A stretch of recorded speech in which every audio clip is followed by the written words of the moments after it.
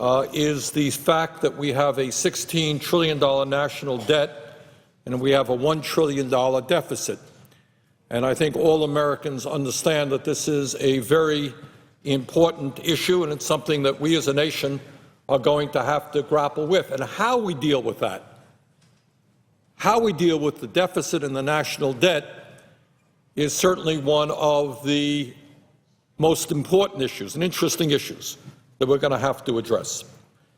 What I find interesting, Madam President, is that when we talk about the deficit and the national debt, there seems to be among some of my colleagues a collective amnesia.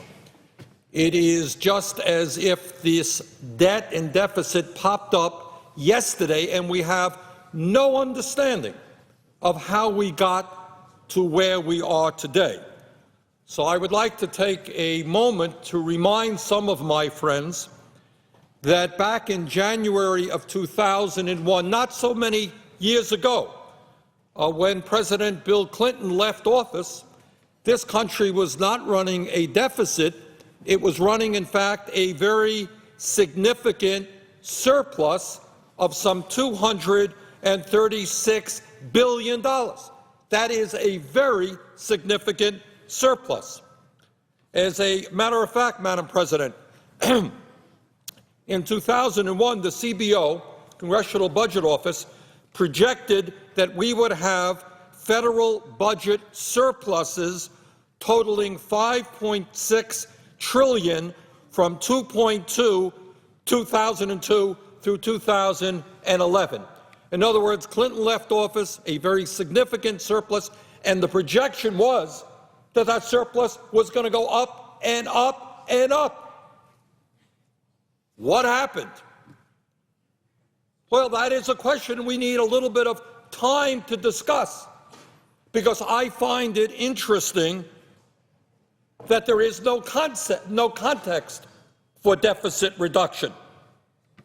So let me suggest to you, Madam President, in fact, that some of the people who come down to this floor, who talk loudest about the deficit and the national debt, are precisely those same people who caused the national debt, $16 trillion, and the deficit over $8 trillion. Now, how do we get to where we are today from the time when Clinton left office, where we had a significant surplus? Well, number one, many of our deficit hawks who today are coming down to the floor telling us about all the programs we have to cut for the middle class, for working families, for our children, for the elderly, they are real deficit hawks.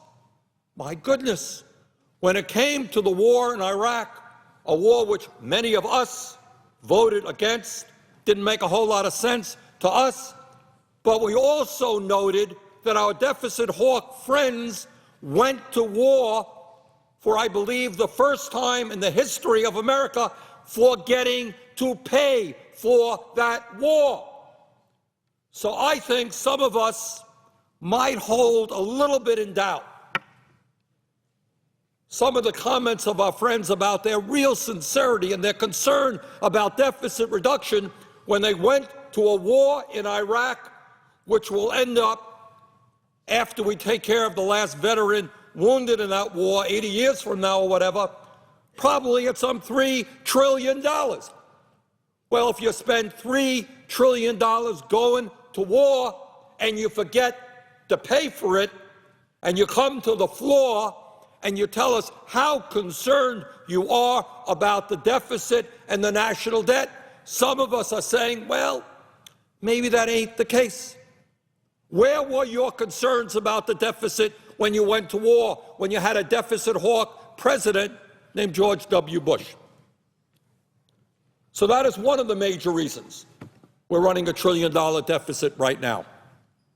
Second reason is, and you don't have to be a PhD in economics to understand it, that if in the middle of a war you decide to give huge tax breaks, including $1 trillion over a 10-year period to the top 2%, to billionaires and millionaires, so $1 trillion is not coming in to the federal government, that adds to the deficit. So I asked my good friends, my Republican friends, where was your concern about the deficit and the national debt when you gave $1 trillion in tax breaks to millionaires and billionaires? Third point I would make. We are in the middle right now of a horrendous recession. Unemployment sky high, underemployment sky high. People have lost their homes, their life savings. People are hurting. This recession was caused by the efforts, and I must confess, not just a Republican effort, a Democratic effort, bipartisan desire to deregulate Wall Street, because people believe that if you deregulate Wall Street and you allow insurance companies to merge with commercial banks, to merge with investor banks, and you do away with Glass-Steagall, my goodness, those folks on Wall Street, honest people of great integrity, will just create wealth for all of Americans. That's what Alan Greenspan, Robert Rubin, and all these guys were telling us. I myself, who was a member of the Financial Services Committee in the House, never believed that for one moment. Never made an iota of sense to me. But anyhow, these guys fought for deregulation. We had deregulation, and as a result of the greed, recklessness, and illegal behavior on Wall Street, we were plunged into the terrible recession we're in right now. And one of the points that is very rarely made on the floor is that today, at 15.4% as a percentage of GDP, that revenue at 15.2% as a percentage of GDP is the lowest in more than 60 years. So it is easy for people to come to the floor here and say, we got to cut. But they forget to tell us is that as a result of this Wall Street-caused recession, at 15.2%, revenue is the lowest as a percentage of GDP in more than 60 years. That is an issue that we have to deal with. But you know what? You don't increase your revenue when you give more tax breaks to billionaires. You don't increase your revenue when you say that at a time when we have tripled military spending since 1997, maybe we need even more for the military. That's not a way to reduce the deficit. Now, what do my Republican friends and some Democrats say? Well, they come to the floor and they have suddenly, after going to war without paying for it, after giving huge tax breaks to the rich, after deregulating Wall Street, they suddenly have realized that we have a deficit problem. And they're very concerned about this deficit problem. And they come to the floor and they say, oh, the only way that we can go forward is to cut Social Security. Oh, but Social Security is funded independently. Hasn't added one nickel to the deficit. But we're going to cut Social Security anyhow. We're going to cut Medicare. We're going to cut Medicaid. We're going to cut Pell Grants. We're going to cut education. We're going to cut environmental protection. That's deficit reduction. Are we going to ask millionaires and billionaires who are doing phenomenally well, whose effective tax rate is the lowest in decades, to pay one nickel more in taxes? No. Nope, we can't do that. We can't do that, but we can cut Social Security, Medicare, Medicaid, education, and every program that the children of this country, the seniors of this country, the working families of this country depend upon. Now, to add insult to injury in terms of this movement supported by the big money interests who have so much influence over what goes on here in Congress, to add insult to injury, it is important to look at the playing field of the American economy today to understand what's going on. Are the people on top really hurting and suffering? Are large corporations today really struggling under onerous corporate taxes? The answer is obviously not. Madam President, we don't talk about it enough, and too few people even mention it, but I do, and I will continue. It is important today to understand that the United States has the most unequal distribution of wealth and income since the 1920s, and the most unequal distribution of wealth and income of any major country on earth. Now, why is that important? Because it's important to know that before you cut Social Security, Medicare, Medicaid, and education, and the ability of working-class kids to go to college, you got to know the condition, how people are doing today. And the middle class today is shrinking. Poverty is increasing. And when you cut food stamps, and when you cut Medicaid, you're going to hurt a whole lot of people, in some cases very tragically. Just last week, a member of my staff went to Southwest Virginia, and she spent the day at a program by which thousands of people in that area were lining up to get dental care and health care because they didn't have any health insurance. 45,000 Americans are going to die this year because they don't have health insurance, can't get to a doctor on time, and there are people out there who say, let's cut Medicaid. People all over this country can't find a dentist. Kids are suffering through dental decay. Let's cut Medicaid. Well, I don't think so. If we look at what's going on in the country, middle class is shrinking, people are hurting, but people on top are doing phenomenally well. Madam President, because very few people talk about it, I'm going to talk about it. In the last study that we have seen in terms of income distribution in this country, income distribution, and that is what happened between 2009 and 2010, 93% of all new income created over that year went to the top 1%. 93% of all new income in that year went to the top 1%. The bottom 99% had the privilege of sharing the remaining 7%.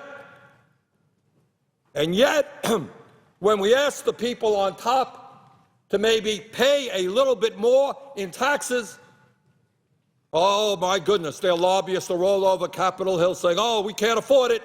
We're down to our last $50 billion. We just can't afford another nickel in taxes. And in fact, we need that money now because of Citizens United. We can pump that money into political campaigns. One family worth $50 billion is going to put $400 million into the campaign. Another guy worth $20 billion can't pay more in taxes, but he does have hundreds of millions to pour into political campaigns. Madam President, in terms of distribution of wealth, which is a different category, of course, than distribution of income, we have an incredible situation, and I hope people understand what is going on in this country, where one family, the Walton family of Walmart, now owns more wealth at $89 billion than the bottom 40% of the American people. One family owns more wealth than the bottom 40%. And you know what some folks want to do here? They want to give, in turn, they want to repeal the entire estate tax and give that family a very substantial tax break. Because owning $89 billion is obviously not enough. They are struggling. We got to give them a tax break while we cut Social Security, Medicare, and Medicaid. Now, if that makes any sense to the American people, I would be very surprised, and it does not make sense to the American people. Madam President, according to a February 2011 Washington Post poll, while more than 70% of Americans opposed cutting Social Security and Medicare, 81% supported a surtax on millionaires to reduce the deficit.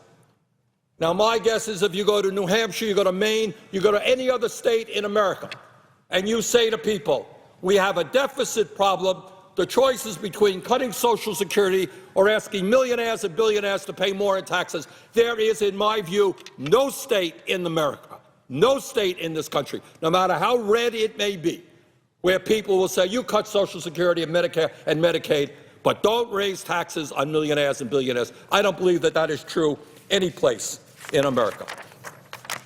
Today, Madam President, the top 1% own 40% of the wealth of our nation, while the bottom 60% own less than 2%. Top 1% owns 40%. Bottom 60% owns less than 2%. And I have members of this Senate coming down saying we're going to punish the bottom 60% and we're going to give more to the people on top. Madam President, there was a study that recently came out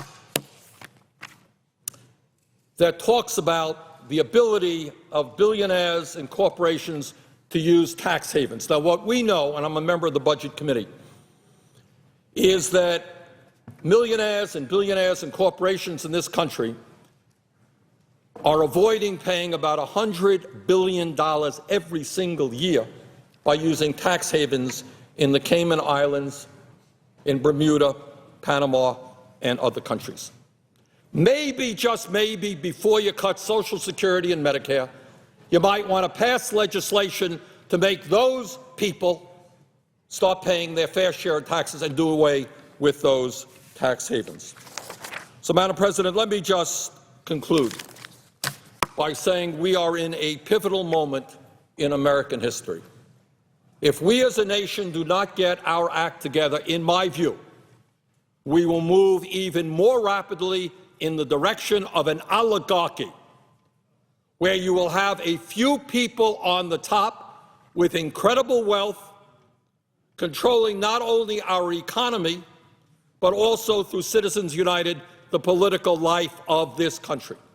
And we're seeing that playing out right here on the floor of the Senate, with people who are turning their backs on working families and the middle class, and at a time when the wealthiest people are doing phenomenally well, fighting for more tax breaks for people who absolutely don't need them. Now, I hope the American people pay rapt attention to this debate, and I hope the American people get involved in this debate, because if they do not, mark my words, within 4 months, a handful of people supported by corporate America and the big money interests are going to bring down to this floor a deficit reduction proposal which will cut Social Security, Medicare, Medicaid, and give more tax breaks to the wealthiest people in this country. It will have virtually all Republican support. It will have some Democratic support. And if we don't aggressively oppose that approach, that is exactly what will happen. With that, Madam President, I would yield the floor.